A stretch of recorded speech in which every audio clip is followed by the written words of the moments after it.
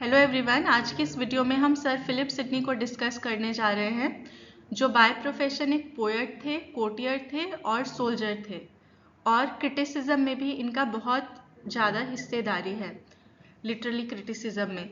He was born in 1554 and died at young age. He was only 32 when he died in 1586. इनका nickname है ideal renaissance man. इसके पीछे एक कहानी भी है। तो जैसे कि मैंने आपको बताया, ये एक सोल्जर थे और इनकी मृत्यु जो है इन बैटल ऑफ जुटफेन 1586 में हो गई थी। तो इनके साथ ही एक और सोल्जर थे और दोनों ही इस कंडीशन में थे जैसे कि मरने वाले हैं। तो इन्होंने क्या किया, इन्होंने हीरोइज्म को सिंबलाइज करते हुए अपना जो वाटर था, he denied taking the water and he offered the water to the other soldier by saying the necessity is greater than mine. मतलब उसकी जो नेसेसिटी है वो मुझसे ज़्यादा बड़ी है, और उनकी इसी क्वालिटी की वजह से उनको एक रियल हीरो और ह्यूमनिज्म का एक एग्जाम्पल माना जाता है, और लेटर जो पोएट है वो उनको इस चीज़ के लिए बहुत अप्रिशिएट करते हैं। इस वीडियो में हम सर फिलिप सिडनी के ये 3 वर्क डिस्कस करने जा रहे हैं। First one, the lady of May, second, Arcadia, and third, N apology for the poetry. So let's begin. The Lady of May, which was published in 1578. ये एक pastoral Musk है। Pastoral Musk मतलब एक जो कि एक ड्रामेटिक एंटरटेनमेंट के लिए बनाया जाता है। कोर्ट्स में इनको प्रेजेंट किया जाता था एलिजाबेथन ईरा के टाइम पे, और ये मिक्स होता है डायलॉग्स का, सॉन्ग्स का, परफॉर्मेंसेस का और सीनरीज का। ठीक है, तो इसको बनाया गया। इसकी जो मेन कैरेक्टर है वो होती है लेडी ऑफ मे, जिसको चूज करना होता है 2 सूटर्स के बीच में। फर्स्ट वन, उसका नाम है थेरिन, जो रिप्रेजेंट करता है एक वाइल्ड और पैशनेट लवर को, और सेकंड है एस्पिलस, जो रिप्रेजेंट करता है जेंटल आइडियल लवर को। सो डिसीजन जो छोड़ा जाता है वो क्वीन एलिजाबेथ फर्स्ट पे छोड़ा जाता है टू एक्ट एज अ जज।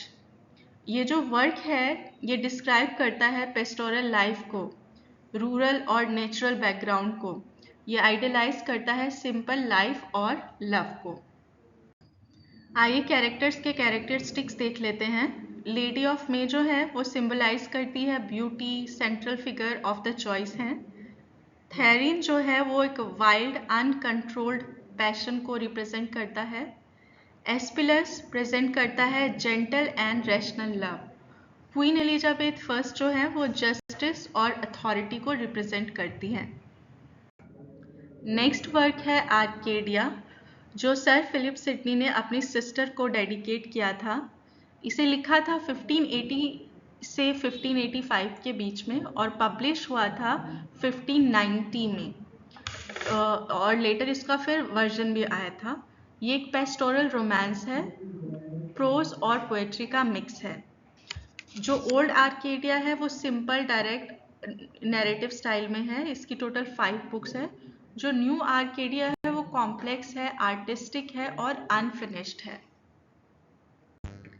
इनका अगला वर्क है N apology for the poetry, which was written in 1580 and published in 1595 after his death. ये एक लिटरली क्रिटिसिज्म है जो कि लिखा गया था response to the attack on the poetry.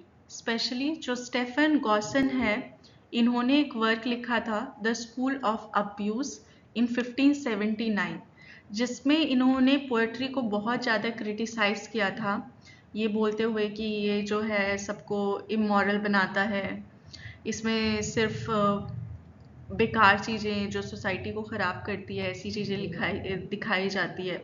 जैसा कि आजकल के टाइम में आप समझ सकते हैं, हम कुछ मूवीज़ के बारे में बोलते हैं, जैसे कि एनिमल मूवी के बारे में हमने सुना था कि ये सोसाइटी को ख़राब कर रहा है। तो इस तरह के मैसेजेस जो हैं वो पोएट्री में दिए जाते हैं, जो कि यूथ जितना पढ़ता है वो उतना उनके अंदर जो है वो कल्चर नहीं बनता, कोई वर्च्यू नहीं बनता, ऐसा स्टेफन गॉसन का कहना था। और इन्होंने बहुत सारे तर्क वितर्क दिए थे in against of poetry in his work the school of abuse.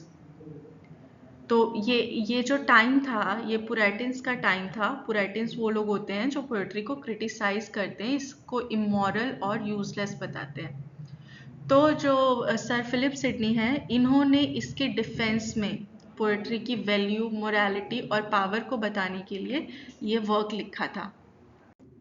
आइए समझते हैं कि स्टेफन गॉसन और सर फिलिप सिडनी के थॉट्स में पोएट्री को लेके क्या डिफरेंसेस थे। तो स्टेफन ने जो काम लिखा, जो वर्क लिखा, उसका नाम था द स्कूल ऑफ अब्यूज, और सर फिलिप सिडनी ने जो लिखा उसका नाम है द डिफेंस ऑफ पोएट्री। तो स्टेफन गॉसन जो बोलते हैं, ये मानते हैं कि पोएट्री जो है यूजलेस है, हार्मफुल है, ये लाइज और फिक्शंस के ऊपर बनी होती है, ये करप्ट करती है यूथ को और इमोरलिटी को प्रमोट करती है। It is a waste of time, it distracts from the serious study. He strongly attacks on theatre as it is immoral. इनका जो कंपैरिजन है, ये कहते हैं कि ये फिलॉसफी और रिलीजन आर सुपीरियर। इनके अकॉर्डिंग पोएट्री कुछ नहीं है, फिलॉसफी और रिलीजन जो है वही सुपीरियर है। और क्योंकि पोएट्री जो है वो लोगों को लेजी बनाती है और सिंफुल बनाती है, ये लोगों को मिसलीड करती है। ये सारे उनके पॉइंट्स थे। अब इसके डिफेंस में सर फिलिप सिडनी क्या बोलते हैं, इनके अकॉर्डिंग पोएट्री जो है वो एक वैल्यूएबल है, हायर आर्ट है। पोएट्री जो है वो एक आइडियल ट्रूथ है, मतलब कि एक ऐसा आइडियल वर्ल्ड हमें दिखाती है ताकि हम वहाँ तक पहुँचने की कोशिश करें। ये एक्चुअली हमें वर्च्यू और गुडनेस सिखाती है। ये एक ऐसी चीज़ है जिससे बहुत सारी चीज़ें सीखी जा सकती है। He defends the drama and the morality instructives. इनके अकॉर्डिंग पोएट्री, ड्रामा जो है ये क्या है, ये हमें मॉरल चीज़ें भी सिखाती है। ये हमारे ऊपर है कि हम क्या सीख रहे हैं।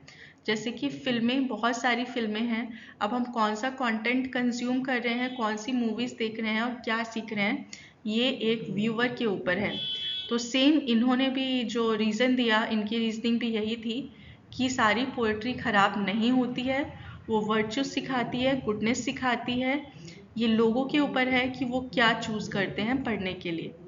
सो पोएट्री को इन्होंने सुपीरियर बताया टू फिलॉसफी एंड हिस्ट्री। इनके अकॉर्डिंग पोएट्री जो है वो फिलॉसफी और हिस्ट्री से भी सुपीरियर है।